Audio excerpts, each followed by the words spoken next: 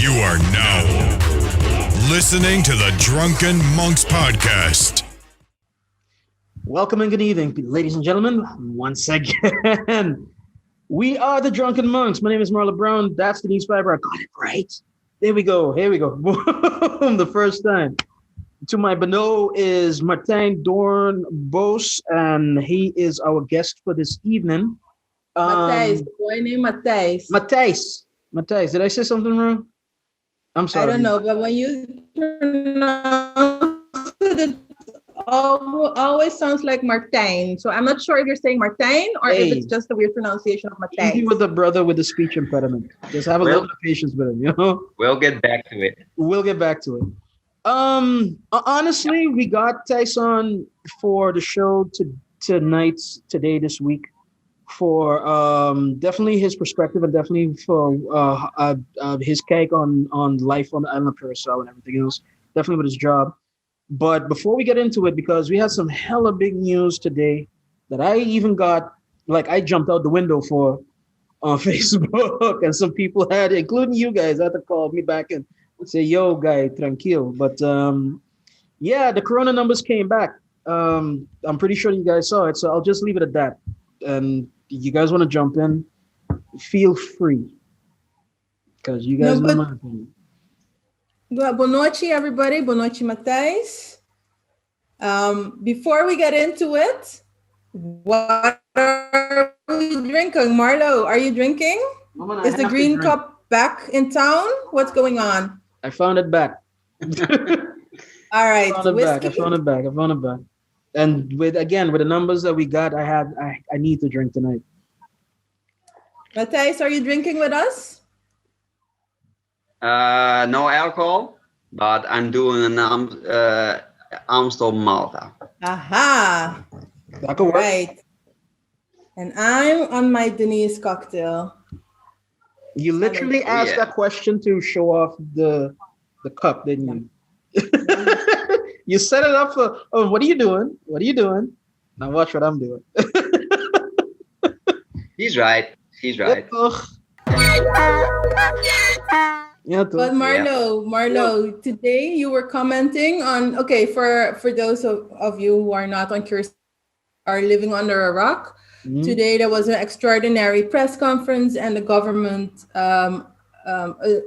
announced adjusted COVID measures. Well, basically it means that the curfew now starts at 7 instead of 9, and that businesses have to close at 6 instead of 8. Mm-hmm. And basically that's it. But they were also stressing on to be safe, to get vaccinated, because we reached the absolute, I think, peak in our COVID, how you say it? Besmettingen? COVID. Right. Contaminations. No. Yeah. No, but we did reach there, yeah. And we're at 500 today, 500 tested positive, which is a huge number. I think we have a total of 1,800 active cases, and today 506 tested positive. We have 104 in the hospital. Well, that was this afternoon. I'm sure more people were brought in by the time that we're recording, and the ICU is completely filled. All the beds that they had, 34 beds, are full. And they're gonna 34 COVID beds are full, and they're gonna by the time they open the new afdeling with the 15 beds, they're gonna be full in a minute as well. Yeah. And then Marlo, you kind of had a very, very what can I say? A very emotional plea, almost, or angry. No, it wasn't even that. Facebook. It wasn't even that. It was just, and I still stand by that statement. I am very much, I will always do my best to work along with society and always try to make the team work. I believe that the island is a tribe. I might disagree with some of my brothers and sisters or whatever, but we all part of the same thing. If you're actively working against this thing, because these numbers they don't happen in a vacuum. These numbers came out of the celebrations for the election. These numbers came out of very much. I think the numbers. Sorry to cut you across, but I think the numbers for the election celebration still have to come in. That's what we're going to see end of this week and beginning next week. We'll continue. Make it so make it worse. You know what I mean? A lot of the suffering that is going on right now could have been prevented, and that is the angering point. That is what had me that I put something up. And for those that want to know, you can go on my Facebook page and like basically check it out. But I basically said this: if this place is intent on burning itself to the ground, then I agree. Then let it be burnt, because impossible that like man like is he gonna come on TV and be like a third grade science teacher trying to explain to y'all this is not how vaccinations work. This is not how science works. This is not none of this stuff that you're hearing that is outside of what we're explaining you is true. And this is not the first time that him and the government and whoever that was in power that had to come on TV and had to explain this stuff, man. Like, I'm as hard-headed as anybody, but anytime science is in the mix, I don't argue with science. And a lot of people like to see the numbers here, to see all of the measures. We're stuck at home. There is major cabin fever starting to happen again. You might have to homeschool your kids again for God knows how long, because God knows how long this is going to take to get this thing under control. You know, all these things because of I don't want to listen. Like that's the idea that I get in my head, that people don't want to make the small sacrifices for the bigger goal. And I'm a little tired of it. Like I'm a lot tired of it. If this place is intent, this place and her people, not every individual, of course, is because everybody does their own thing. And I know you guys adhere to the rules very strictly. But if a lot of the individuals are intent on burning this place to the ground, then let it be burnt. Because I can't take it anymore. I have friends and family that are in the hospital right now, either as worker or adjacent or very much in the line of fire when it comes to this. Come on, man. You and I'm pretty sure that the island, being how small it is, I think a good amount of people have that same story as me. You cannot continue to spout like, yeah, that is fake, or yeah, this, or yeah, that. Nah, something's got to give at this point, man. And I was just frustrated. All right. You were talking about cabin fever. Wait, which one do I listen to? Matthijs, always the guest. Yeah, though. You know what hit me today? Tell me. There was a press conference, and besides that, a former politician from the island. I don't want to go into politics. A former politician who got convicted, and after that decided to know by furthering a politics. He can't, but that's something else. He got live on Facebook, and he talked about breaking the silence, because for a few weeks, months, he didn't speak publicly. And today, on a day when we had the press conference was pronounced with the new, how do you call it? The new maatregelen. Right. He got live online, and I listened for a while, and I stopped listening. But he's breaking the silence about what, Matthijs? What is he talking about? His silence. Sorry, people, I have to switch. My second language, the switched Papiamentu English. It can be mixed. No problem, brother.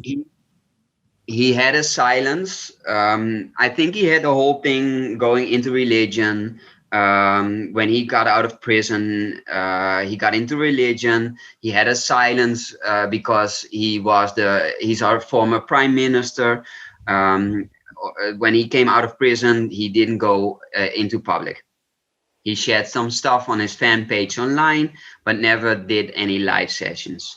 For the people who don't know him, he's a really good guy when we talk about communication.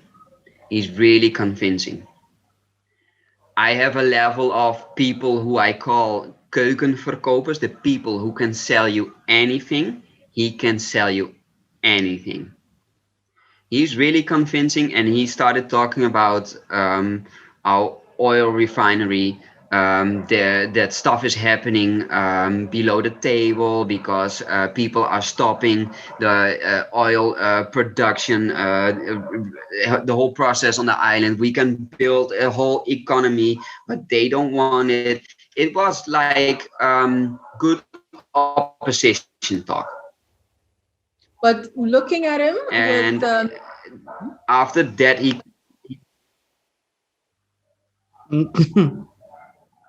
Nah, I think that with and the then last. a mix-up came. A mix-up came with. We have a bit of lag. A mix-up came with the whole COVID situation, our lockdown. After that, the week we are in, we live on an island where a lot of people go to church. We're in a week with Goede Vrijdag. We are in a week with people are in their mind are busy with God who gave his life for people. And it came one big ball of all that stuff in one. But the current government isn't working right. And at that same point, the 506 new cases I just hit us. And I was like, what do you want? Yeah, no. but looking at him with non-Curaçaolean eyes or non-MFK, sorry, I just mentioned it, eyes. What is your analysis? Why did he come out at this moment? And what does that say about him and about our society? Do you have any thoughts on that? Like I said, I don't want to get too much into politics, but hey, you asked me. It feels like he said, I have to break the silence, and it felt like this is planning breaking the silence. Mm-hmm. And it gave onderbuikgevoel. And I was, at that point, I was like, okay, at what moment will he present his next move? And what is the next move? We know a part of the law. We know he can't get into parliament. He's not on the list. He can't do it because he it's in his how do you say it? Vonnis? Yeah. He can't do it right now. But the guy is a master spin doctor. Sowieso. People are thinking too that the leader of MFK is still him. That the guy that was at the top of the list, pick, he is being controlled by said man who shall not be named. Oh, he can be named. Everybody knows it. But and they're the greatest party at this moment. So what's gonna happen? No, but sorry, Dee. Sorry. Go ahead. It's going to be interesting because I wonder if Gerrit Schotten, the former party leader who now is not on the list, I wonder if he's still running the show. I think he's running a certain candidate, but I'm not sure if he's running Pick Pizza. So I'm expecting a power struggle to happen sometime soon, because at some moment, I don't know, this is how I see it. At some moment, Gerrit Schotten is going to want to say something to the current party leader, Pick Pizzas. And Pick Pizzas is going to say, yo, why don't you take several seats? You know, that we're the biggest party is because of me. Because if you go and look at the votes, he got a ridiculous amount of votes. 20,000 so I'm expecting it's going to be a fight of een hanengevecht, like a cockfight. Echt. And for the people who stayed observing in the time he wasn't in the parliament, they know what names are connected to Gerrit Schotten. Right. No, but look, I will bring it back to a surface type of a level because we dipped a little deep. I just found it to be counter-programming at the worst possible moment, but it was a masterstroke on his part. Gerrit Schotten. He counter-programmed the goddamn press conference, and because I was paying attention, I was flipping back and forth, you know? And at one point on Facebook Live, the press conference had about 3,500 plus concurrent watches. Scotta had about 1,002. So imagine if he wasn't there, maybe just maybe some other people would have tuned in and gotten some information as well. But he actively kept them away from that. And you could say what you want, that he did it like maybe it was planned or not planned or whatever, but he has to know that he has a following. And so he has to know that if he puts it now, this is going to be the result. It's not like it's going to be a weird thought or whatever. And in that, I was saying to myself, yeah, Jed, what do you want? What the same question that you asked, guys, what do these people want? You know what I mean? It's just a lot of bad faith right now. And I'm hoping that we can get past a little bit of this. You know, the virus does not discriminate. The virus will kill anybody or will maim anybody or will deal with anybody. Right now, we're all hunkering home because of how bad this thing is, man. Come on. But anyway, all right, you know what?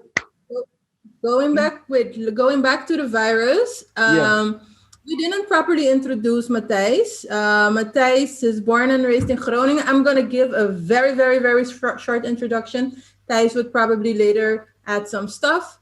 Thijs is a good friend of the show, good friend of ours. Born and raised in Groningen, the northern province in the Netherlands. Moved to Curacao about 6 years ago, following his Curacao wife. And Thijs is actually a social worker.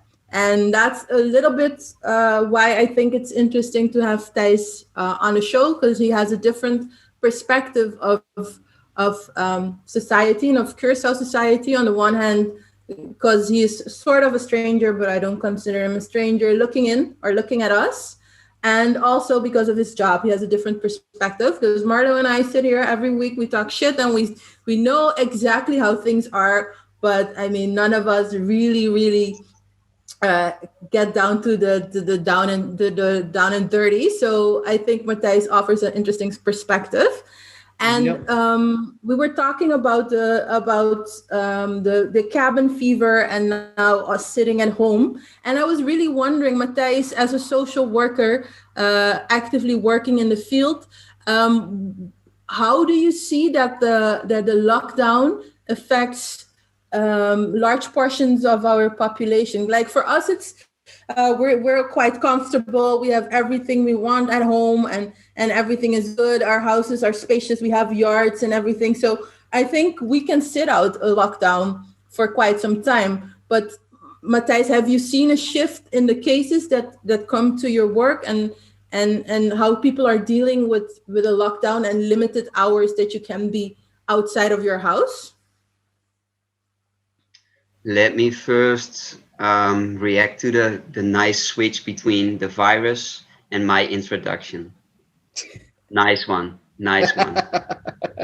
Then I have to comment on my name use. I have like a list of aliases.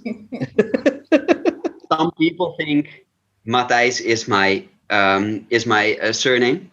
Some people call me Thijs. That's normal for friends. Matthijs, Van Thijs, Martijn, Doornbos, Doornbos, whatever. If it's got anything with my name in it, chances I will be it. Anyway, to get back at the more serious part, the question. We talk a lot about the situation with COVID at work. We talk a lot about it, how the situation influences us, our clients. And last year we saw a lot of stuff happening with people who didn't hoe zeg je dat? They didn't get home in the what's together in English? Curfew or not? Curfew? Yeah. Oh, wait, Matthijs, before you continue, you said, our clients, but who, I don't know if you can divulge, but who are your clients? My work, at this point, is jeugdreclassering. I work in the parole office with people below age of 18. Okay. It's not only the ones who are already in trouble. It's also the ones who can be in trouble. Anyway, last year, the first curfew, we got some cases, and we started to notice that at the moment the lockdown hit us, our clients, our youth, started. They didn't have the structure anymore. They didn't get up in the morning. They didn't do much schoolwork. They didn't get to bed in time, and that's okay for a week or two. But for a month, with everybody in the house, it's not okay. I don't have any results. I don't have any ciphers, but the cases of domestic violence, they got a lot more. Okay, that was lockdown 1. They got back to school. They weren't on the point as expected with the learning material. There wasn't an option to get back to the points because they got to school a month, 2 months, vacation. Got back to school. We got hit with a minor wave in like October, November. Yeah. We got in the same situation. And now we're in the second lockdown. At this point, people are tired, really tired. People are at home. They don't have any challenge. So what are you going to do at home at this point? If you don't have enough to eat, if you don't have the money coming in, there's nothing to do. So imagine yourself with what kind of work we have around the house, around the houses and in our work. I don't, like I said already, I don't have any results. I don't have any statistics or anything, but it's heavy stuff. I don't.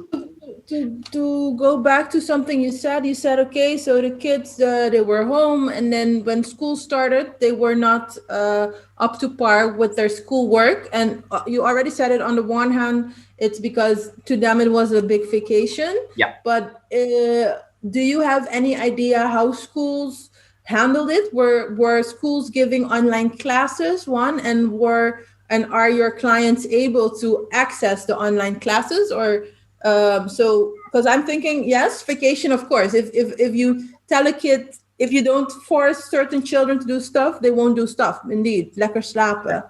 Do you know anything about that? That depends on the school. It depends on the school. It depends on the teacher. It depends on the student. Okay. If the teacher has a good communication with the student got his homework on his phone. But at this point, it's discipline. Yeah. Did he make his homework? A lot of students got to their next class. If they're in class 2, they got to class 3 because they're getting like 3 or 4 rapporten a year. Mm. Last year they came to the second report. A lot of these kids got to the next class, the next level, because of their second report, which means it's like 3 or 4 months of education they didn't get. They got to the next year. But I, as a student who always was late, know that you can't get by anymore. Yeah. I really think we're getting a generation in like 10 to 15, maybe 20 years. And we're getting a generation with a lot of adults at the moment who our generation will say, hey, you're from the COVID time. I can see you're missing education. You got from the COVID time. And we're getting there. And it's a problem. Wow, that's heavy shit, man. That's heavy shit. Yeah. I mean, and The problem is, who you gonna call out? Because Ghostbusters. Okay. Stop it. yeah, that right. That right. No, Bad you joke. can blame you can blame the teacher. You can blame the school. You can blame the student. You can blame the government. But with everyone who you blame, there is a part of reason in it, because the student, maybe he didn't all that stuff, but he was at home. He didn't ask for the situation. The teacher is, I have a lot of respect for teachers, but the teacher is just a teacher. He's not a social worker. He's not the board of the school. He doesn't pay his own salary. He's a worker for a company. The board of the school gets the money from the government, and we know where we live and how our situation is. There is not enough money to manage a situation like this. There is creativity.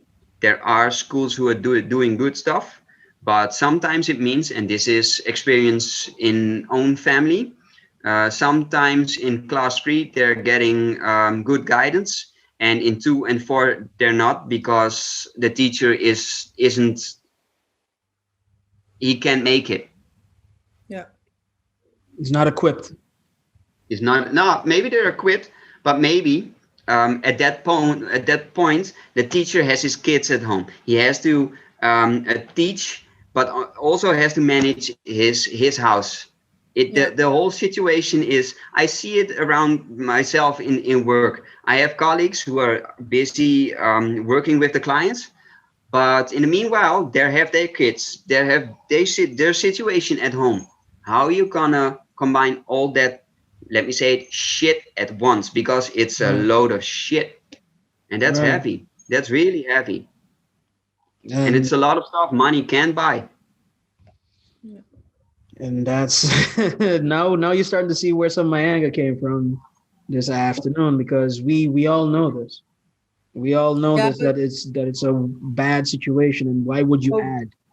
You know. But what are you supposed to do? Like if you think from the administrator, so from the government's point of, from the prime minister or the manager of the crisis team, like what are you supposed to do? Like, how do you manage something like this? No, that's but a really, really good question, and you can say what you want to say, but we have to respect every choice, because the government, the prime minister, he isn't running a little company with 5 people. He's running a country. Right. And whatever he decides, and he is well informed, but it's crazy. It's crazy, because everything he decides has positive points and way more negative. Yeah, he can never win. He can never win. Hey guys, that's why opposition is so easy these days. Of course. Guys, I would say I think that was a good time to hit a pause button, go to the bathroom, get a new drink, get a new malt, and we will be right back.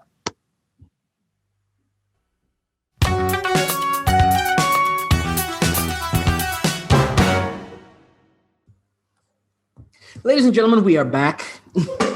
Yeah, stop showing off, damn you. Jesus Christ. Hey, echt een Curaçaoenaar jij, man. Echt een Curaçaoenaar. Everything has to be bling and... Hey, wat zeg je over Curaçaoenaars? Gotta have it. Exactly. Have it. All you must be the gold tooth. Yo, actually that leads us to like a hell of a segue, man, because no bullshit, we got into the deep end real quick because there was some deep stuff to kind of get out the way. But Thijs, one aspect that I'm very interested to talk to you about, not just for your like expertise on like mental health and all of those things, which we will get to no by the way, but I like to get to know the person. You and I have been hanging for a couple of years now. Friendly rivalries when it comes to games, especially poker and that type of thing. can beat you in Settlers to save my life, but then again, you've been playing for a while. No, but I think your story and my story has like a lot of parallels when it comes to how we both got here, especially in the timing too. On the Like, boat. Oh, sorry, wrong era. On what part of the boat? Hey! I ain't getting it. Yo, fuck y'all. I am not gonna be hung My twice. crop here. Not gonna be hung twice today. Fuck y'all. Yo, but I'm saying, man. I would like for you to tell a little bit like of your story and definitely of your experience, both in coming here and in living here. Here being, of course, Curacao. So Yeah. Well, like Denise already said, came here for love, still here for love. First time on the island is like almost 8 years ago. Second time was like 7 years ago and living 6 years over here. Met my wife in Groningen. And from that point, we started talking sometimes. Oh, maybe in the future we can live on Curacao because she was not born here but was raised here, lived here till 18 year. And we started talking about it, and I was like, yeah, maybe it can be a challenge. But I'm a person, I was born in Groningen, or actually next to Groningen. I studied in Groningen. I had the same friends for 30 years, stuff like that, around that time. So I was like, they say, honkvast. The vacation was nice. The family's living here. We got to the point that she got a job here. So let's jump and do it. That's 6 years ago. And can't say it was easy in the beginning, but you get a lot for living here. It doesn't come in money, but it comes in way of living. It took me a while to get a job. It took me a while to get accustomed to everything on the island, and especially language. Like I said already, my English was pretty good. English always was my second language until the point that I got working in my own field in social work. And Papiamentu really started getting to me. I followed like maybe 5 or 6 courses, but that's all basic stuff. You're talking with a teacher. They're very forgiving. It really starts at the point that you're going to speak Papiamentu with the people at work. It took me a couple of years, but people around here really appreciate it when you do everything to talk Papiamentu with them. So that's something really interesting. This island. That's how we are. That's how we are. Come on. Yes. Very appreciative. Yes. This island is friendly, but not always. It's this is gonna sound harsh, but this island is two-faced. All right. Explain yourself further. As a tourist, it's paradise over here. Living, it can be paradise, but it's harsh. Growing up in Holland, you have everything you want. And that I can say that because I can look back on it from an other perspective. Here, it's not like you get everything that you want. You have to work for it. I know I and we all talking here are blessed in the way we are living. We are living on a level which we can say we can buy almost everything that we want. Our fridge has food in it. We can drink whatever we want. A lot of people don't have that same stuff around here. This island has a history. It has its dark pages. It has its interesting pages. It's multicultural. And if people say Rotterdam of Amsterdam to multicultural, They're not. Come live at Curacao, and you'll know what multicultural is. But a part of the history is slavery. And I think till this day, it has his echoes, its heritage in our culture. And a part of it is the Netherlands, the place I was born, plays a big role as, how do you say it? Slavendrijver. Yeah. They bought the slaves, they sold the slaves. And until today, and I think we will see a lot of it in the future, but because it's a part of the island, there's a problematic relation with people from Holland. And people from Holland, I don't think in race, I don't think in color, but I am from Holland. Here on the island, they use the word Makamba. I don't have a problem with the word because it is a problem how people pronounce the word in what situation. But Makamba can be Nederlander, but it also can be a bit vies. As if de Hollander, de slavendrijver. Yeah. There is a sentiment on the island that all people from Holland are bad. They always get the good positions in work. They don't have to work to get to a level. I ain't that person. But many people don't know. And it makes me feel good to be a part of Curacao. I'm not a part of toeristisch Curacao. I don't like obnoxious Dutch people on the island. I think they're giving a bad, how do you say it? Image. Rap. Yeah. Yeah. I don't like it if people do not learn any Papiamentu. Everybody can learn good morning, good afternoon, a good night. Everybody can learn it. It's the little stuff. Okay, I speak it every day. It's for me, it's a tool to do my work, but everybody can do a little to be a part of a community. I did a little more and it brought me where I am.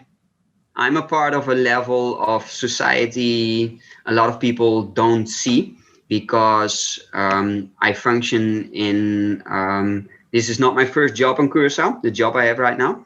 I function on a level, on my study level, but with a lot of clients below average. Below average, I mean income-wise. And it's interesting, it's sad, but it's also very rewarding in the little things. Here on Curacao, you can make a difference. But just talking about your work, because you said indeed you work with whatever, economically challenged, I don't know what the PC term is, but people, you work with young people, you work with people who had run-ins with the law. There's, I think a lot of those guys, they might have a certain attitude. So how does it go if a youngster, a guy who whatever, he did something and then you are the parole officer, or you have to, the first time that they meet you, how does that go? Do you then really see, like, does it become obvious that your heritage, that your background plays a role? How do these guys deal with that? It's always interesting. It's never the same, and that's for me. That's for my colleagues too. But in my situation, I'm not the average guy. I am white. I am very Dutch, and I sometimes see it in their eyes. They don't want it until I open my mouth and start speaking. If I talk to them, I try to stay on their level. The youth always speaks the language different from the how do you say it? The volwassenen. My Papiamentu is rather street. It works. It works. My position works because it's not vrijwillig. You don't have a choice. You can start screaming, okay. You can start do whatever you want. That's okay. But I'm there for a talk, and I'm not a person who confronts right away. I ease in. And ease in means we do a talk about how you feel at that moment, what happens. And I'm not there to judge anyone. I'm not a judge. I'm not a lawyer. I'm not whatever. I am there to talk to you, and whatever you talk to me can help you. And saying that, normally, how do you say it? Het haalt de angel uit de situatie. Mm. Right, it eases the situation. Like it helps to give context. Yeah. Yeah. Right. I have a question though, man. I guess in both indicator of your job, but definitely in your social life as well. Hell, I know for a fact that I've made those jokes, but I've made those jokes because I know that your skin is a little bit thicker, and that is not meant in a bad way. But I do have a question though. Have you had to kind of swim upstream with the fact that you come from Nederland, that the first judgment call is, oh, that's just a Makamba? And have you had to have like prove yourself every moment, or are there people that genuinely give you like some space to be just who you are, and they don't put that label upon you in the first like instance? Like, how has that experience been basically for you? It depends on the context. It depends on where I am, with who I am. I know that people on a certain level of education, they vibe without talking. It's at some point, it doesn't matter who you are. In Right. social work, people do their work with a mission. So with colleagues, it's not really a thing. Did I have to swim upstream? Yeah. Did I choose to? Yeah. You know why? I know I'm born privileged. It sounds really bad, but if you take the checklist of white privilege, I tick off like 99 of the 100 boxes. And it ain't fair. It ain't fair. I didn't ask for it. It helps me, but I didn't ask for it. Right. I started notice when I started dating my wife, I started notice stuff I didn't know. I started notice what discrimination means, what a hard word, what segregation can mean, how mean people can be to another because of stuff completely idiots. Skin color, like I say, I don't see it, I know it, but I was at the point that if it's like that, then I want to know it. And boy, I know. Because we switched from Europe and Groningen, where I am the majority, where I am local, Right. to a place where I'm not local, and sometimes where I'm not the company people want. And I have a few examples of moments where it hit me, and it hit me hard, and it made me angry that people decide you don't fit in, you don't get your whatever you want. It's completely idiotic, but Do you feel discriminated against sometimes yourself? sometimes, but it's very. Present itself? How do you notice? You want some real examples? Yes, please. We got some time. I have some recent ones. I have some encounters with autokeuring. I had to check your session. Yeah, own more than one vehicle. So I have to go there once a year, maybe twice a year. The first times I got there, they had a system. You get a number and they call out your number so you can go paying. After that, you can go keur your auto. One of those times, they accidentally forgot my number. I had like 76 and 75 got called 77. And I was like, this ain't happening. I'm 76. So I got up to the lady. I'm telling her, Signora, I'm eating. For the people who don't understand, that was Papiamentu of I have that number. And she was like big-eyed, like, I forgot you. And I was like, oh, damn, you forgot me. And it has a thing like, you can't put a finger on it, but you feel it. And in a room waiting with all the other people are local. This year, my car didn't pass the test. My car is in fine condition. The guy didn't let my car pass on shit.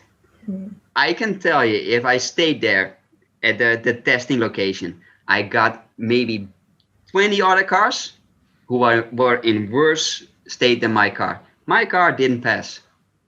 And the guy was like, you have to come back. And I was like, this is ridiculous. But hey, it's me. I know I'm sitting in the car. So hey, I gotta face the consequence. So I got my car fixed. I got back, and my car, I got another guy. He didn't even look at the car at the moment. He took like 2 points and he was like, oh, you passed. And I was like, no shit. It made me feel like you're pointing me out in a group. I'm aware of who I am and who I am in that group. Yeah. Well, shit for you, because I can face it. I can face life. I can have it. So I don't mind, but I do mind. I don't care. But it's not nice. Yeah. Marlo, don't you have a bit of a shot of vreugde? That's what you always say. Don't you have a little bit of shot of vreugde now that you hear Matthijs' story? Not for the individual, no, because best friend growing up of 30 odd years is also white, and he had to go through a lot of the things that Thijs are talking about now. When me and my partner was growing up on Stasia, make it worse, his father was a public prosecutor, so he was getting it from all sides, you know. And my man had to grow like a thick skin real quick, you know what I mean? But he also learned to not take it like as Thijs did, like to kind of take it like on the chin at first, but also show that you're with them. And that's one thing that I've learned across the Caribbean, that a lot, like there's tribalism, yes, but if you adhere to the tribe, if you integrate into the tribe will embrace you with open arms. I'm pretty sure that if Thijs, I don't know if you've ever went into Carnival here, dude, but if you would go into Carnival, they would embrace you with open arms, dude. Like, yo, Jed, like he's doing mass as well. All right, then let us bring him in. You know what I mean? The word that Thijs had used, I think, is a big one, the segregation, because that is what I think is not the cause of a lot of the strife, but it is the engine that keeps it running, if that makes any sense. Like a lot of Dutch people, like you said, Thijs, they don't really go out their way to integrate into the island. They have the little kind of communities and whatnot, and unless you roll with them, you'd never know that that's what they're doing. I had to end up via my job, just as a joke. I ended up going to a hockey game. I didn't know they had field hockey here, dude. I didn't know that was a big thing here. Like field Wait, hockey. how many And black people were in the hockey team, please? yeah, I had like my boss, my supervisor, and maybe a couple of like others, and they were all Dutch. And they were like, "Yo, Dread, like for the job and also for your like algemene onkennis, come along and come see like a hockey game." My mind was blown. Every Dutch person you could want right here. Like if you want to find who the constituents are, just go to the hockey game. Didn't know, and you never know if you're not part of the circle. You understand what I mean? There's a lot of segregation with that because in that same vein, those same Dutch people will never know where the hot domino game is, or will never know where the hot baseball game is that like some locals are playing or whatnot. So unless they roll in the circles, there's a lot of segregation here. Like is what I feel, Thijs, I would give you the last word, and then I think that we'll go off from there. Well, I think the point with all the clubs like hockey and all that stuff, that's not only here per se. no. You have to live in a certain world. Like I'm into bikes. Everything on two wheels has my attention. I ride my motor, my mountain bike, and with that comes a community. Yes, you can stay. You can choose to stay in what you know, or you can choose another thing. But you have to be in it, and you have to be introduced into it to how do you say it? To really get into that world. And that's not really a new thing here on the island. But here on the island, a good choice of a club or an environment can really introduce you to the island. In my life, sports is a really big thing. Riding my mountain bike, and my group is a really mixed group with local roots, really, really local roots. And it gave me a real extra thing on the island. I have a lot of contacts. Some of them are loose, some of them are weekly, some of them are almost daily, and it's really mixed. And it's so mixed that a Dutch, Curacao, Latino, whatever you want, and it can really make your island thing a home thing. Sowieso. But because I came here for love, and I'm still here for love, but the love is way beyond my marriage. This Aww. island gets me. There you go. I But think that's a good place. Wait, I know Marlo gave Matthijs the last word, Oh, but God. okay, we can go to break, but I still want to rewind a little bit to something that Marlo had said. And that is So, well, you said you have to integrate. You were saying something about you have to integrate into the tribe. That were your exact words. right. But I want to know, yes, okay, agree, maar the tribe also has to be open for you to integrate into it. And I know, well, I don't know, I can imagine that some of our tribes are maybe not too open. And both of you migrated as adults to Curacao. So actually not familiar with the language, and then vaguely through your wives familiar with the culture. But how does one integrate? Because yes, I can say, yes, I want to be part of you and I want to participate with you. But if you tell me, ja, leuk voor jou, like, hoe gaat dat? How does it go? And what does that do to somebody who's really trying his best and maybe not getting the entrances or the ways to hook yourself, All right. I think that we could stop on this question and then answer it in the next segment, because this is actually a very good cliffhanger. So Can I do one punchline? one punchline. Go ahead, Ete. Yes. Walk the talk. Amen. That is going to be the name of the segment, Walk the Talk. All right, people, we will be right back.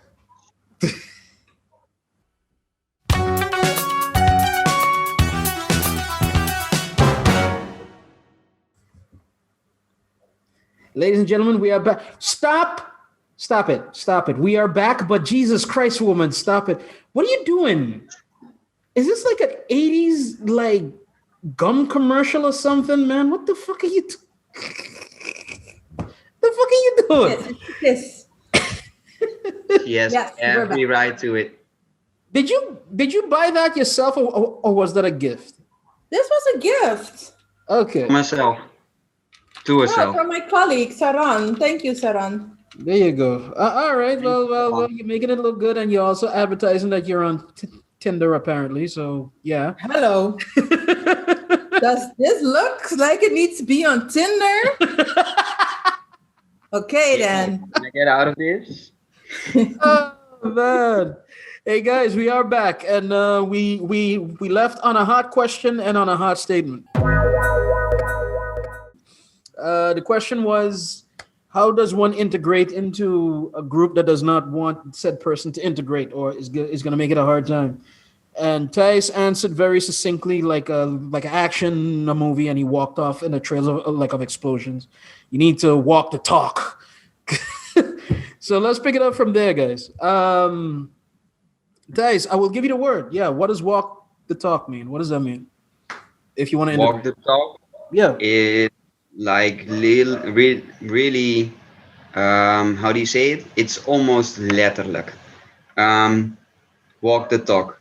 If you're talking about, oh man, I want to learn Papiamentu, talk it. If you want to get integrated into this society, if you want to do anything like carnival, walk it. If you want to eat local food, don't talk it, so do it. Okay. And you have to do it. There on this island, a go-get mentality is going to get you far. And passively waiting till it comes to you, it doesn't work like that. People function in groups, in families, in other group structures. And yes, you have to be accepted in some parts. That's true. But it doesn't take your whole life.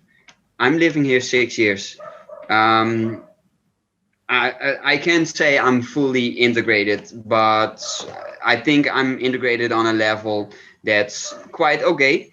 And I had to do the walk for it. I had to earn my how do you say it? I earned it. Yeah. Okay. All right. Marlo, you also came here for love, and you also had a job here. And then how did you try to integrate? And did you have a feeling that the tribe was maybe not per se accepting of you? My path was a little different, but yet the same. The difference, and again, it's not the thing that you want to hang your hat on, but the difference is in the skin tone, because they don't expect Matthijs to speak Papiamentu.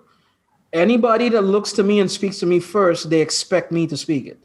And when I don't speak it, it is like the biggest disappointment. Like I've betrayed God and country, like at that point, you know what I mean? Well, you did. Yeah, no, yeah, you know. I and make it worse, one of my God-given faults is that I'm not good with language. I'm good with the English language. That's the only one that I'm good with. But to learn a second or a third language, it's extremely difficult for me, you know. My mind just doesn't wrap around it as easily as it should. Like, even though that I've had people tell me, oh, you can learn Papiamentu in a year, in a couple of months, that type of thing. I am 6 years in, and only now I have a grasp of it that I can hear. You know, you're sounding like an old Dutch dude. You know, those dudes that been here for 35 years. No, but okay, but wait. But let's be honest too. But it's so difficult to learn. Oh no! Wait a minute. No, all right. Look, hey, ho. His raak vlakken aan not mine either. I worked for an international company privately where English was the doorslaggevende punt. English first, Spanish was actually second. and you had to learn like a little bit of Spanish to be able to deal with certain clients or whatever. English was the first thing. If you go to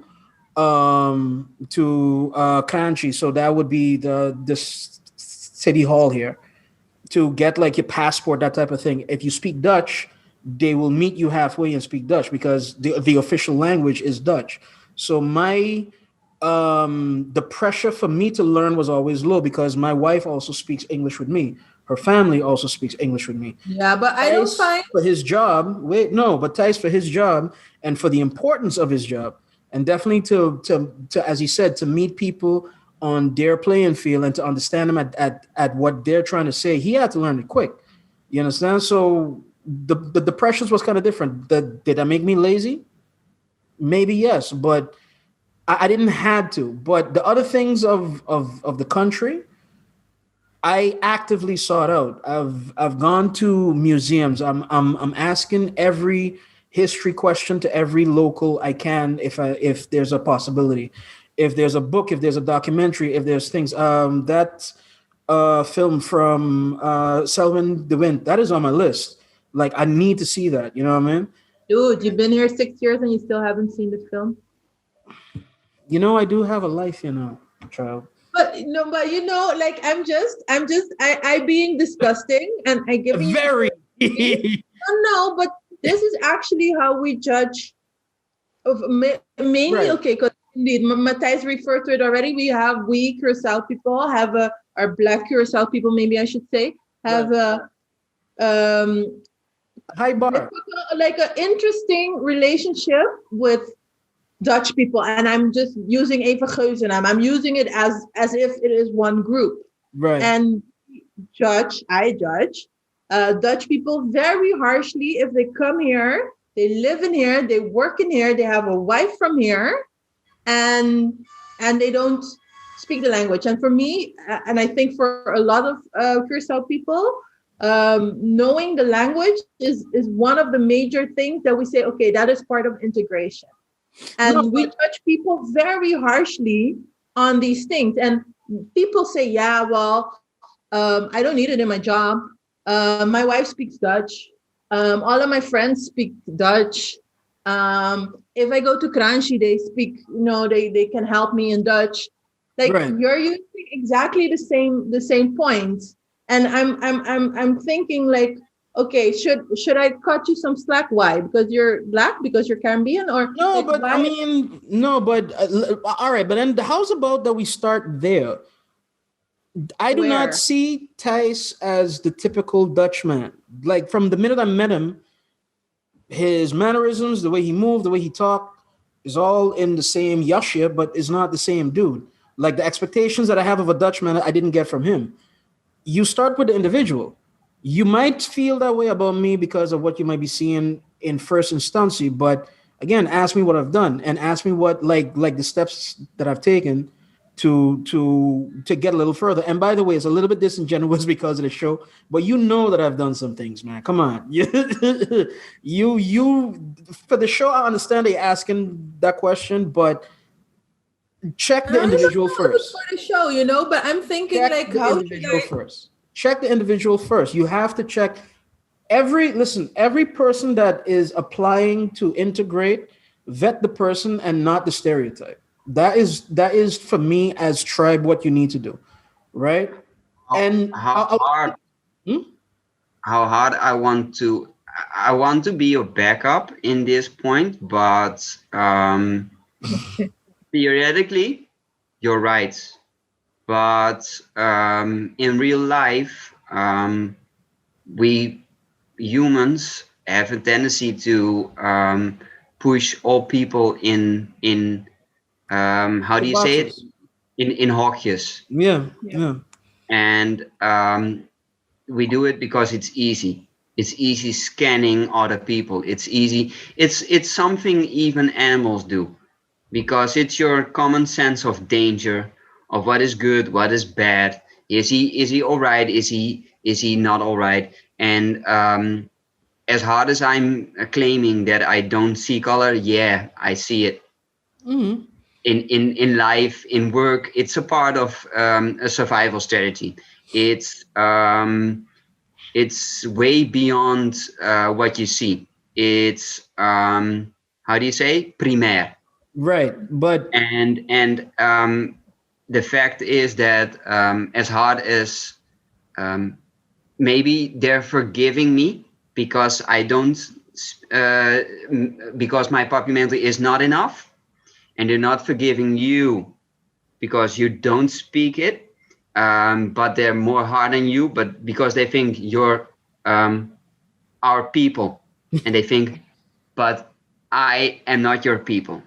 right. And it's strange, but that's the way we work. That's the way our mind is filled with. Maybe it's filled with crap. Maybe it starts. It's a discussion in is it nursing or was it already there? But it the hokjes, they exist. No, but Dice, but I don't discount that. But then what I would say then, are you re-examining your own hockeys? Like, what is the codification? And again, like in the States, the trial of the cop for George Floyd just started. Just as an example. Mm-hmm. Something led that cop, for good or for ill, to codify George Floyd as lesser than or dangerous. Something.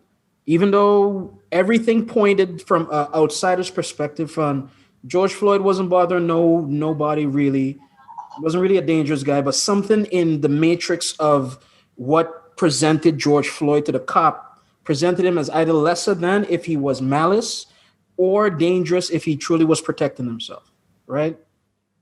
What in that matrix codifies danger? What in that matrix codifies lesser than? When you say about it, like it is pre-matter to put people in boxes, I get that. But at the same time, if we're not re-examining those boxes for ourselves and what works and what doesn't, like I will tell you plain, I have the same nagging now towards a lot of politicians. Like I would quicker give a politician less of a chance to talk because I know you're going to come with some bullshit, even though I should technically give every one of them a chance because I need to hear what they have to say and see if they're on the up and up and see if they would walk the talk as well. We all have those things for a long time. And I'm thinking that that's still a stereotype here too. Local people, be it on St. Martin, Stacia here or whatever, they have a thing about don't get a Latino woman. She'll take all your money and send it back to Domingo. Like, like those type of stereotypes. Is that justified or not? Is that right or not? I would definitely try to keep my own biases in check as much as I can because I am human. I make mistakes and I'll try to work on the fact. But if I'm trying, then I would want others to go try as well. Ask me a question before you judge me. Ask me something before you put me in a hole. You know what I mean? You might be surprised. I'm learning Papiamentu, not to the speed that you are, but I do get that whole, first, it's like 3 stages. The first stage is they expect me to be local. The second stage is that disappointment when they hear that I'm not. The third stage is when I actually try to Papiamentu and they're like, oh, but you're learning. Okay, good. So we're on the right track. And then all doors kind of open up and everything else, So it is there, brother.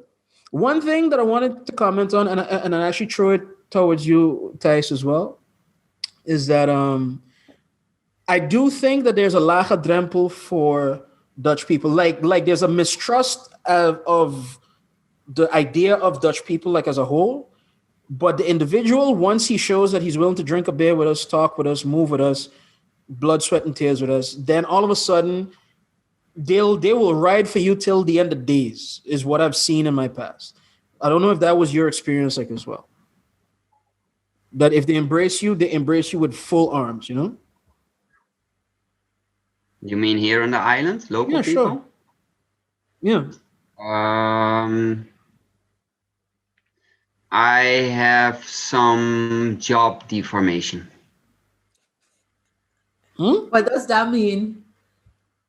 I don't work in a business where everything that's happening around me is I can count on everything that's happening around me all the time. I'm the one who has to be, how do you say, betrouwbaar? Yeah. And I can't expect it from the other side of the table. So that forms me in life. Okay. All right. That was. Okay. Do you have a question for him? It sounds a bit how do you say it? It sounds a bit cryptic. But job deformation is something quite common in my field of work. I work with people with addiction problems. I work with people with a lot of them have a criminal history. It makes me more cautious. So and it's not only in work. It's something in. I see it that much in my work that I'm more conscious of what's happening on the islands. Shit, you maybe do not see. That it influences me in the rest of my life too. Okay. Right. So then, no, sorry, D. Go ahead. No, continue, because I was wanting to go to a next side track of this. So if you have something on this subject. What I took from that last statement from Thijs is that he has to work with a certain level of detachedness. Like even if they want to embrace you, you can't necessarily embrace them. You have to have an outside look towards cases and the things that you deal with, because at some point you have to be impartial. At some point you have to be level-headed. At some point you have to give advice and not have it be biased in any way, shape, or form. Is that what I'm reading? Yeah. Okay. All right. So now I understand exactly what you mean. Yeah, but it's also a part of who I am. I'm not giving 100% very easy. So you're a guarded guy, basically. Yeah. The opposite of me. So how are you and I friends? Because I'm the opposite of that. Hip hop, man. Hip hop. Hip hop, baby. Woo, tang, woo. We still got to do that night, man. I swear to God. Oh. Count me out. Or probably I wasn't even invited. I know. You use a soca head. You don't deal with hip hop. What the fuck? No, I don't deal with hip hop. It's true. Your turn, D. Tell me. Give it to him. Yes, to round the segment off, Matthijs mentioned in the previous segment about the history of Curacao, and he contextualized it and put it in relation to himself, the history of slavery. Matthijs, people, Marlo and I, for example, we talk a lot about Black culture, about Black. I don't like the word consciousness, but a lot about Black issues, and oftentimes and racism and race, and oftentimes, of course, it's posited to put against whiteness or Dutchness or things like that. How do you feel if people, if Black people are talking about these issues, and then most of the time whiteness or Dutchness is perceived as something negative, oppressive, discriminatory, that kind of way? How does that make you feel if we do that? I have to get back to the part that I came living here to be challenged in the part of what is your skin, what is the influence of your skin tone on your life, where maybe a group of friends in Holland has one dark guy and it's the so-called excuus, and I'm not going to use the word excuus, donker gekleurde persoon. Ay, Dios, Matthijs. No, I really don't like the word. I really don't like it. But I can function as people's excuus makamba. All right. I understand the urge to stay in close in a close group of people of the same skin tone, and especially if we're talking about Black consciousness. I understand a lot of shit happened the last couple of years, and it's what happened the last couple of years. I think is an echo of stuff way back, Right. and till today it's going back to slavery. It's going back to segregation, and it's not coming back in a nice way. It's coming back rough. It's coming back hard, and people have an urge to defend themselves, to stay in a group, to fight for equal rights. There are on paper maybe there are equal rights. They're not equal. And I can understand, and let's be honest, with a skin tone, a lot of times with the skin tone comes certain qualities. Let's be honest, I can't dance. Nah, man. Come on, Matthijs. Nah, dude. I can't. I don't have rhythm gevoel. But maybe because my skin tone, I have it. No, I'm bezig te bagatelliseer something, but Right. it's very visual. Yeah, but I expect you now to say, yeah, okay, so I can dance, but black people lazy. That's like the next thing in like, it's a little bit. I know you say that. I know you bagatelliseer, you make it lesser, and you make it a little bit lighthearted. Maar yeah, it's a bit for me. No, but you know what it is. But and this is the wacky part. Another thing that I respect him for, and because I do a lot of the same. You want to express yourself, you don't always have the words, and you try to do it as well. But Thijs has no fear. He speaks his mind. I have no fear. We speak his mind. But the problem is that the things that we speak on are so sensitive, right? That the minute that somebody hears the first part, they're not going to give you a chance to get out the rest of it. And there lies the nuance. There's where he was getting at. There's where he was going to something. And it's not UD. It's not like, I'm not saying like in this particular moment, because we're all friends. We know where like he's going. But at the same time, it's like not everybody has that luxury. And that is where, not just between us or him towards anybody else or whatever, but just talks on the whole. Everybody's shouting for the same reason, like the man said. There's a lot of hurt. There's a lot of bad stuff that echoes throughout history or whatever. And because stuff has not been dealt with for so long, and everybody has an urgency of, I need to be heard, I need to be said, I need to be this, I need to be that. There's a tendency to shout out even the more reasonable part of somebody that you might disagree with. And there's where shit gets radical. There's where the divide gets a little bigger, and nobody wants to hear it like anymore. Because if you're not giving me a chance to speak and I'm not giving you a chance to speak, then what the fuck is the point? You know what I mean? It's messed up.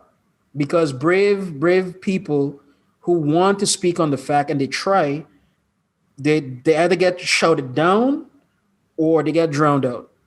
And it doesn't make any sense at that point. But where can I correct? Because you say, yeah, okay, brave people speaking out, shouted down, or whatever you just said. Right. Where is the teachable moment? Because there are some things also, like those are other discussions. Also, bijvoorbeeld, when Thijs says, I don't see color, we could have a whole discussion about that, because exactly.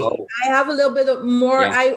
I would have a more nuanced way of saying that, but Thijs explained, he gave context. So I'm like, okay, maar it isn't per se you're shouting down, but I think at a certain point, there should be this interaction that I can say, okay, that's how you look at it, but listen, this hurts me, or this is not my context. I would not be quick to say they're shouted down, because there needs to be the space for learning, or the space for different perspectives. Let me get back to what I actually said. Let me get back to what I actually said. I did not say anything about anyone else. I said I can't dance. I don't have ritmegevoel. Yeah, I know.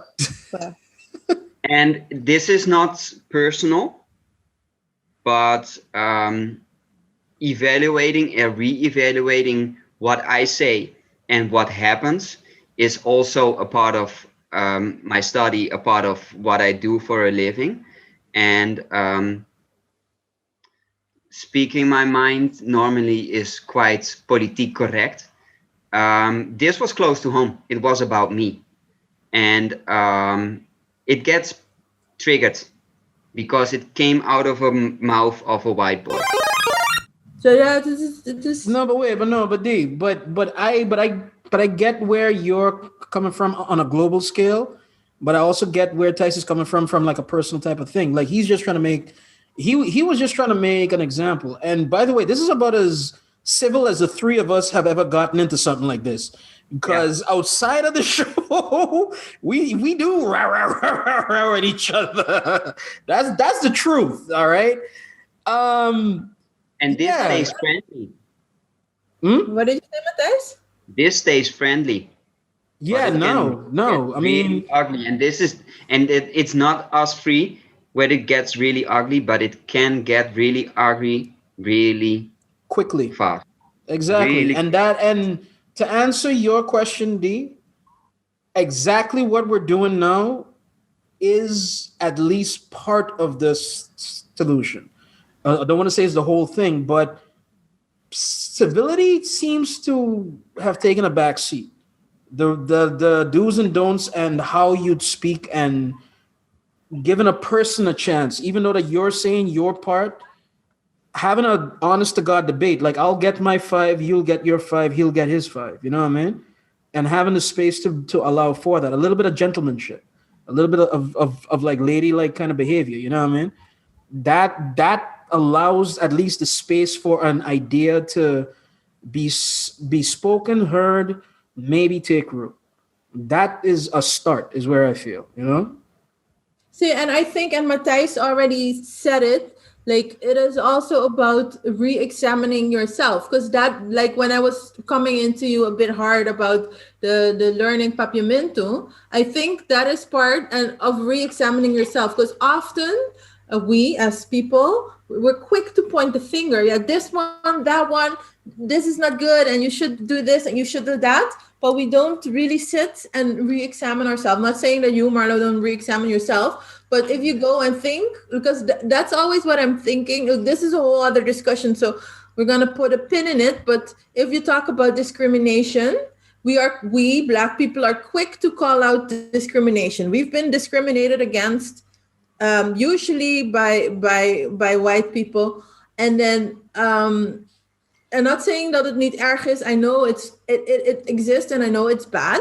But then when you look at it from yourself, because you yourself also are able to discriminate, then we're quick to say, "I know, but it was a joke. I didn't mean it that way. The intention was not to hurt." And that is exactly what also happens to us. The constant re-examination is vital, I think. You want to know where Black people are beyond hypocritical? Like fucking hypocrites, especially on the islands. Segway. Now tell me, Marlo. With the Chinese community. Oh, okay, yeah. They are fucking racist with the Chinese community. All the worst stereotypes, all the worst jokes. Never learn. You will be going to the Chinese store at the corner for 20 years. You never learn the cashier's name. Chino, Kiko, you know? And that's not just here, it's just all over. But like Black folk really don't treat the Chinese with a lot of respect, man. It is fucked up. The same business that you don't like from white folk, you end up doing. And yeah. All right. Jesus. Guys, I think that we're at the end of this segment, but I will talk to y'all in the break. Maybe, just maybe, that we'll be right back. If not, good night.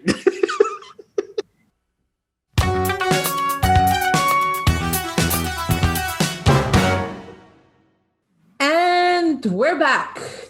Marlo, let's dive right into it. Marlo, what is Black Twitter saying? What is the rage now? Pleased to meet you. It's not even Black Twitter. It's just big entertainment news that coming out of the States, but it has implications for the moral guardian set.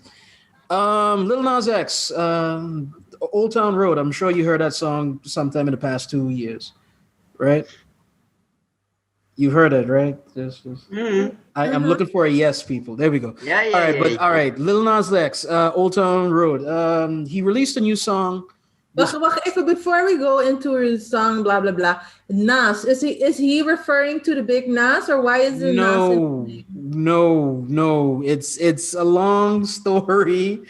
And at first people were thinking that he was referring to the other Nas, Nasir Jones, God MC out of Queensbridge. No, but he's actually is just a thing that he called himself, Lil Nas X. This is not to be confused with Nasir Jones, people, for all kinds of reasons. But anyway, but no.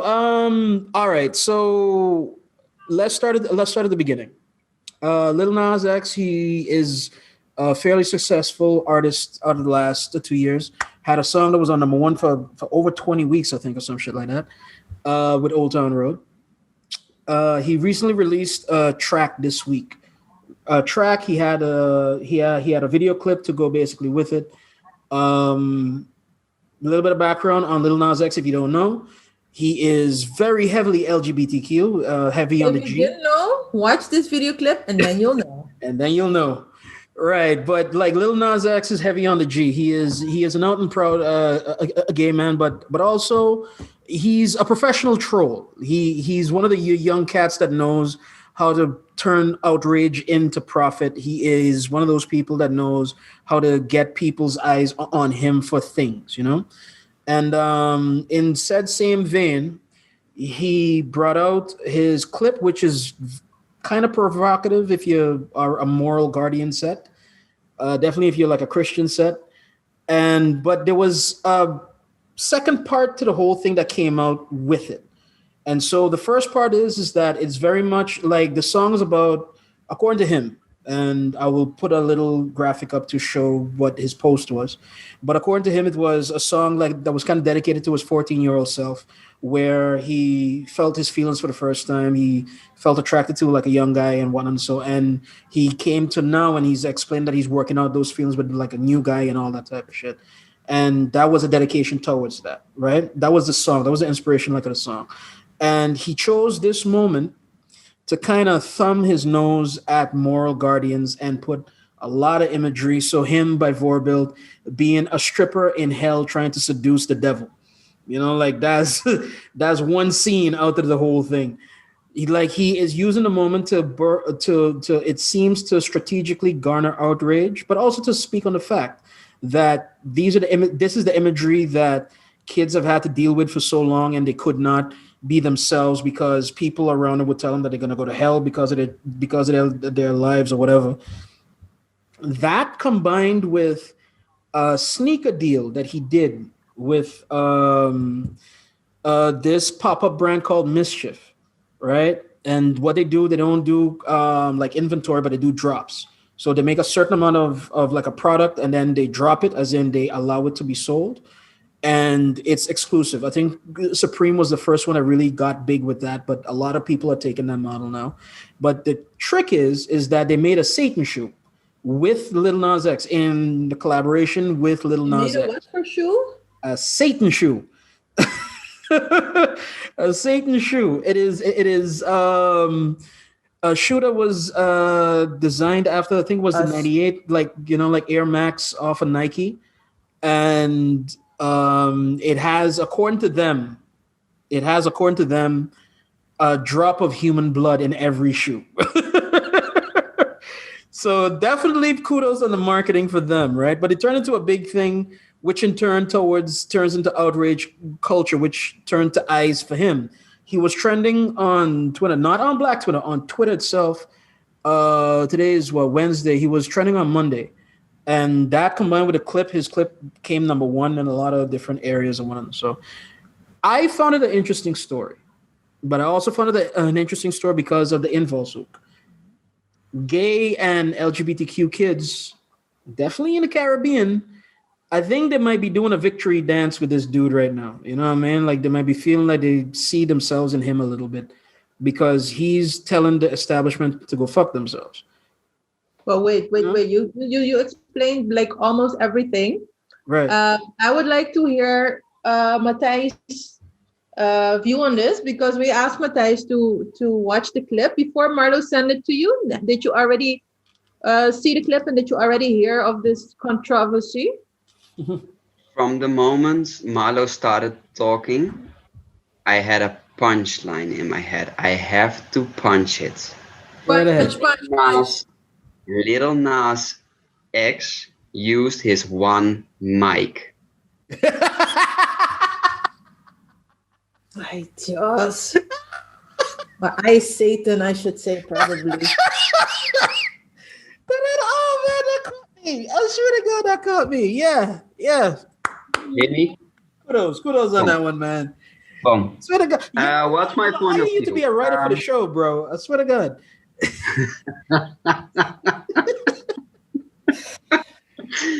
Hey, if you think back on those lyrics of that song and compare it to what's happening right now, right. That's the thing, man. That's the thing. Yeah. Anyway, to get back to the question, I didn't know of the video. I didn't know of the whole hype around it.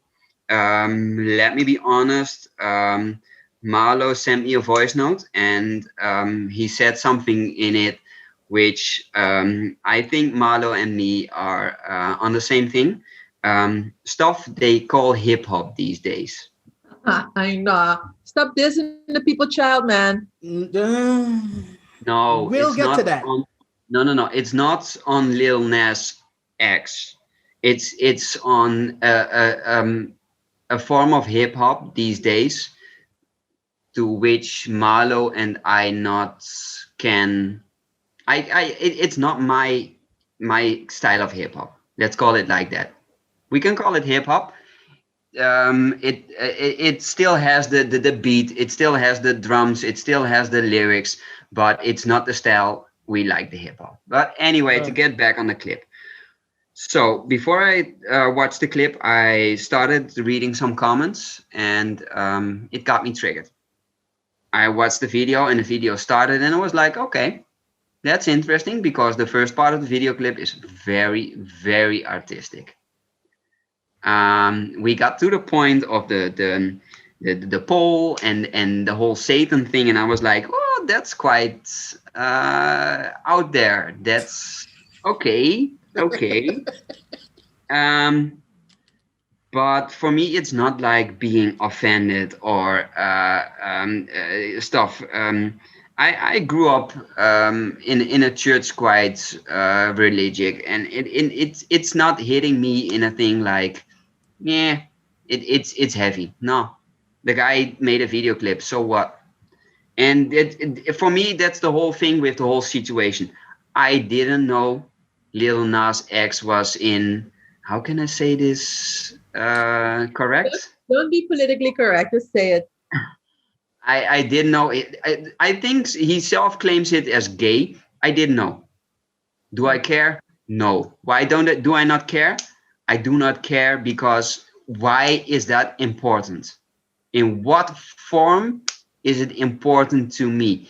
It is shitty that he had to live with the secret of being gay for years. And that's the point where it hits me and keeps hitting me. The thing that it's that important what your sexual preference is. Why is it that important? Why is it that important for this guy to make this video, to be to throw a punch into a corner like, hey, people, fuck y'all, this is not my life? Why is it that important? Why can't people let other people just be? Just to react on this, and not to really respond to the video clip yet, but indeed, you asked two questions, like, why is it important and why is it important to me? I think those are two different questions. And indeed, you don't care. To you, it's all fine. You are like, okay, whatever you want to be, you have to be whatever you are. be do you, boo do you. Yeah. I think it is important, and I think this video clip is super important. Like I saw it on my Facebook, I saw loads of articles, loads of things, but I didn't really watch it. I was like, who the fuck is Lil Nas X? Like, maar okay, fine. Then different people started sending me like, did you see the clip? Did you see the clip? Okay, finally I went to watch the clip, and I was like, and they were asking me like, what do you think of it? I was like the same thing like Matthijs. Well, it's really artistic. It's not my style. But you can see it was really, really crafted. Like there was a real talent put into the making of the clip, lots of symbolism. So I was like, okay, this artistically speaking, it's awesome, but it's not for me. And then, but why is it important? And I was like, okay, I think the melody is catchy. It sounds nice. I would put this on a stick, play it in my car. I could not understand the lyrics. So later I looked at the lyrics, and I think mostly I didn't understand it because there was so much happening on the screen that I was so much in the story that I was not really listening to the words. And then later I found the words don't per se sync up to the story. But I think that's beside the point. He just wanted to make a F y'all, a big, like, okay, you tell me I'm going to hell. I'm gonna show you what I'm gonna do in hell, and hell is gonna be the reign over hell.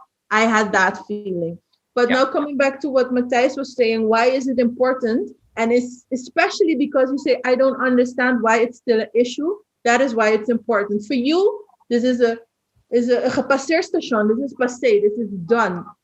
But for gay people or LGBTQ or queer people, however you want to term them, it's still their sexuality is still a major issue. And especially, I think if you're Black and queer, I think that's even for most people even worse to say. They're struggling more. The community, their family is less accepting of them. And especially religious, and then religious circles are very, let me say, funny with the idea of sexuality.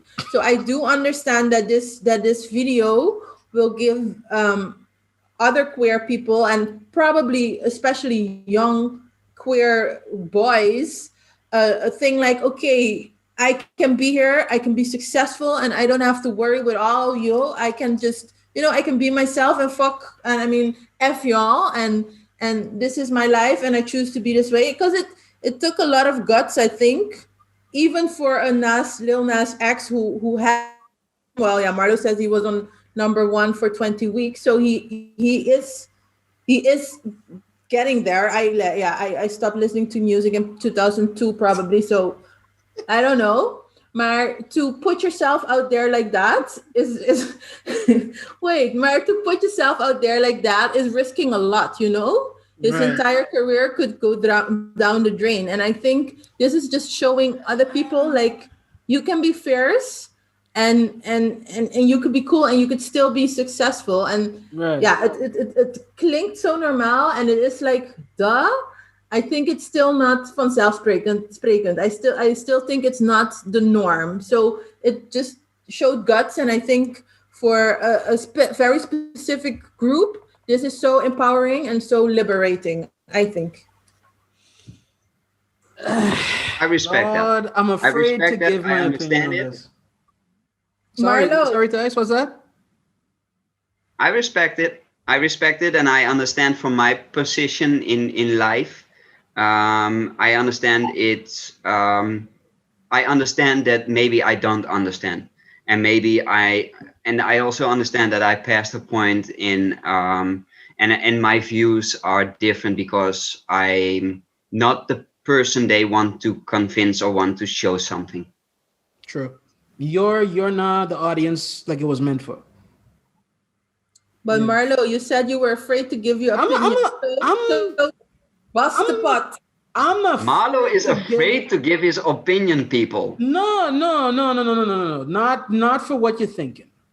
Because in first instance, and Thijs, you would forgive me for making this distinction between you and I, but we both love hip hop, but I'm a student of hip hop. I'm a student of hip hop. Like literally went like D got her PhD in anthropology. I got mine in hip hop, bro. Like that ain't no joke, right? And wacht even, maar what is Matthijs dan? You're the student, and what is Matthijs? No. He is easily a bachelor's or like a master's. He doesn't have his PhD, but he's getting there, right? If you want to make a distinction, what I will say is this, right? The thing that I want to criticize Lil Nas X on is a tough thing to criticize it on because at the end of the day, the essence of hip hop is self-expression, right? But I'm not in the room with Lil Nas X to be able to determine if it was self-expression or not. And I say it to say this. Lil Nas X seems to be of a breed of artists now who very much, and hip-hop especially, they come out of hip-hop a lot, but who seems to know how to play audiences like a fiddle when it comes to marketing. They know what to do, how to do it. Drake knows it well. Lil Nas X seems to know it well.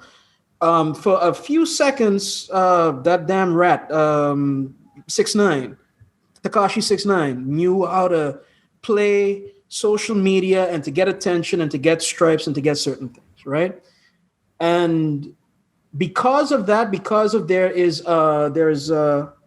there's a strategy behind certain things. It is hard for me to look at the art of Lil Nas X and wonder if it's not constructed in a particular way too, like as well, right? So you find it should be underground. It's not about no. Here, this is what I'm trying to tell you, that it's a fine line to walk. It's self-expression, but then is this self-expression made to sell records or is it made to tell a story? Like, and this is where my criticism. He married the two. I think he perfectly married the two. Not for hip hop, not for me, and I'll tell you why. Lil Nas X is not nice. He's not nice with his. Nice meaning he is a very good MC he's a very good lyricist for those that don't speak the vernacular. He's not nice. There's another artist, his time, also queer, got all my respect. I listen to everything that she does. Young M.A. Young M.A. just dropped a freestyle this week. I was on it. I played it like 4 or 5 times. Young M.A. is nice. She's a queer woman. She's out proud. She speaks the thing. She is butch. She is everything. She lives the life. Even in her lyrics, like she lets you know she loves pussy, right? But there's no, like, it's like an afterthought with her. Like she talks about her thing as her story, but it's not the whole story. If you see Young M.A. is like, yo, that's Brooklyn. That's Brooklyn. That's boom bap. That's that braggadocio. That's that battle rap. That's that, instantaneously that's her. Lil Nas X seems a little produced to me. And so thusly, and this is why it's hard for me to give a criticism, because it's like, it is the things that you are saying, Denise, is not these things. It is actually quite brave and true. And at least in thumbing his nose, he's doing it in a good way, that he marries those two like as well. But for me, the essence of anything, if you're part of this world, your essence is hip hop. Is this hip hop to me? And Tice was gracious enough to say it's not his brand of hip hop. I'm not so sure that it was. You know what I mean? Hip hop is nice, original lyricism. Hip hop is like, you got to be able to move a crowd no matter who you are with your words.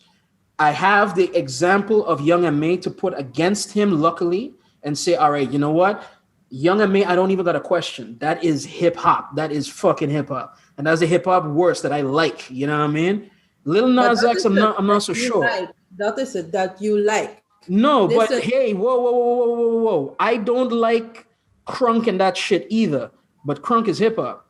You better believe that crunk is hip hop. Like Lil Jon and them and that energy that he had. That's not the point I want to make. The thing is, you are going to evaluate this Lil Nas X according to your standards of liking, and you don't like it, and it's not in line with the traditional pop and blah blah blah. All that story I just told. That's why you don't just threw it out the window. Like, all that story I just told, and you just threw it out the window. Yeah, you just heard one word.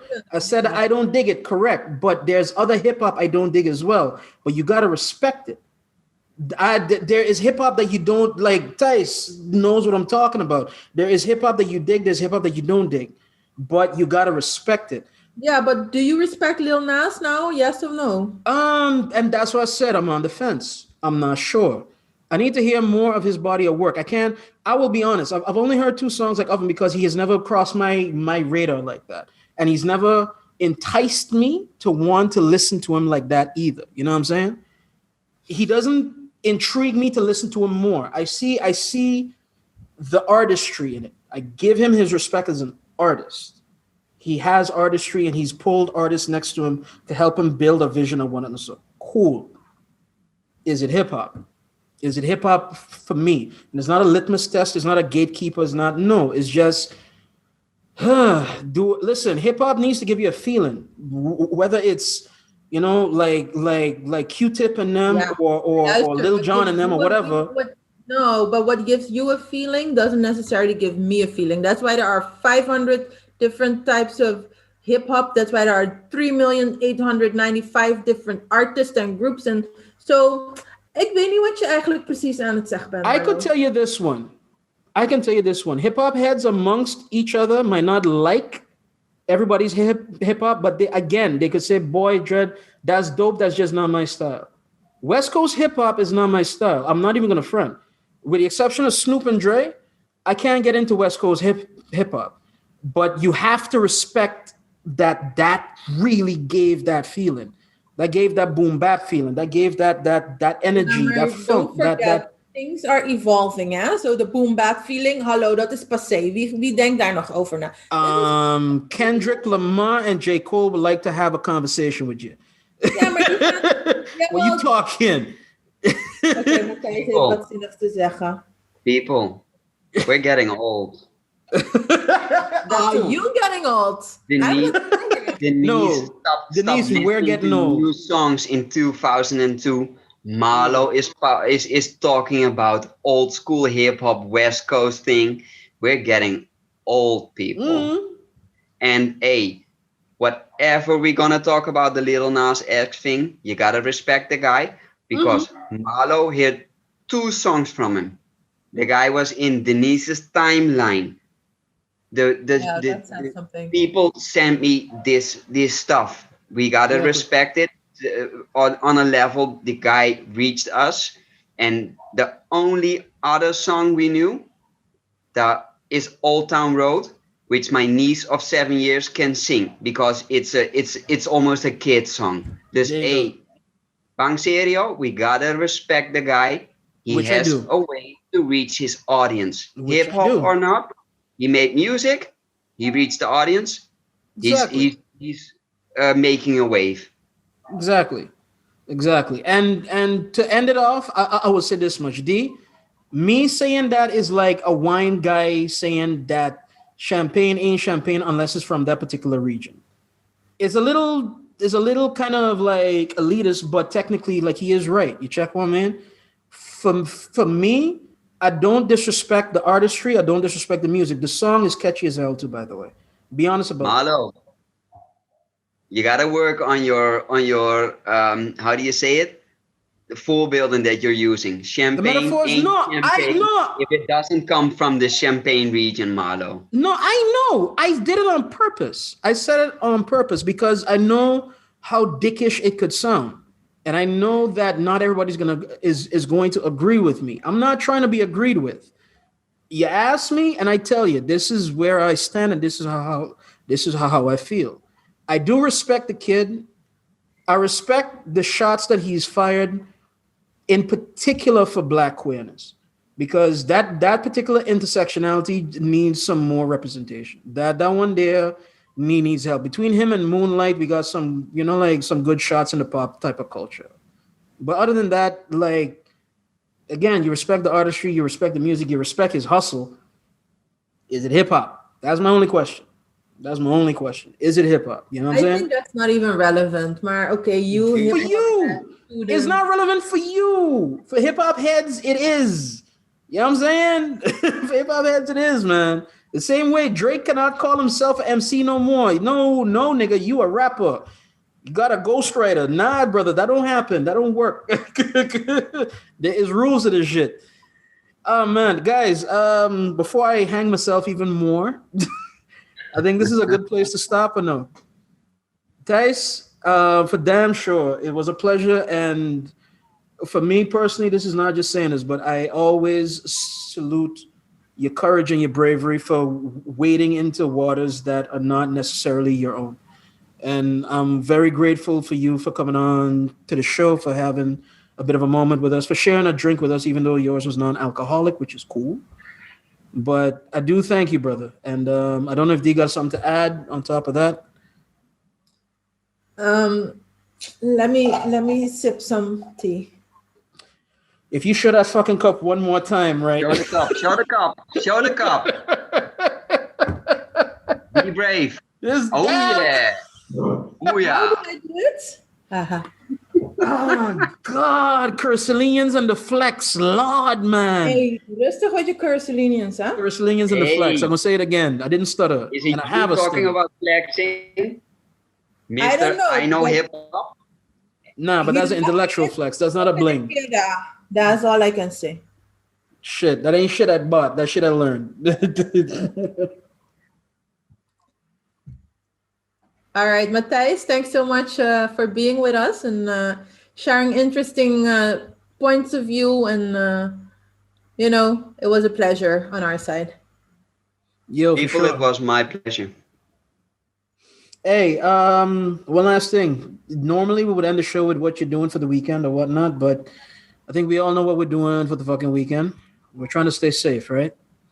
And to everybody else that is out there, please, please, please, please, please, for not just for yourself, but for everyone that might be affected by your actions, stay safe. All right, folks? My name is Marlo Brown. That's Denise Vibert. Major thanks to our guest, Matthijs Doornbos. Hey! Hoppie-bong. Hey, people, we were the Drunken Monks. Good night. This is... Good night. Good night.